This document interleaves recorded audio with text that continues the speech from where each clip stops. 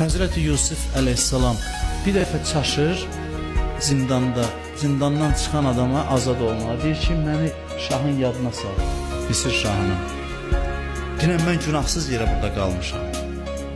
Bir adam zindandan azad olur, ona deyir, xahiş edir ki, gel oradan yadına sal ki, mən burada nahaq yerə həbsdəyəm. Elə ki, o adam çıxır, gedir, Cəbrail nazil olur, Yusuf, Allah soruşur ki, quyudan səni kim çıxartdı? Filan yerdə, filan köməyi sənə kim elədi? O da deyir, ilahi, sən elədin və səhvini başa düşür. Deyib, bu səhvin nəticəsi olaraq 7 ildə zindanda artıq qalacaqsan. Mənə söykənəcəksən.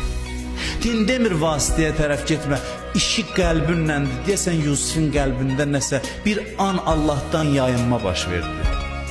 Söhbət ondan getmir, adam vasitəyə müraciət eləməsin. Hər bir işin bir vasitəsi var. Mühüm olan bu deyil ki, məsələn, müraciət eləmə. Mühüm qəlbdir. Qəlbdə vasitəni əsas görürsən, yoxsa işin Allahın əlində olduğunu görürsən. 7 ildə burada qalacaqsan. Bu adamın yadından çıxardır Allah. Neçə ildən sonra o yuxu görür, onun yadına düşür ki, Yusuf məndən xahiş eləmişdi. Övliyaları ilə də belə davranır. Bu dünyanın qaydası, qanunudur.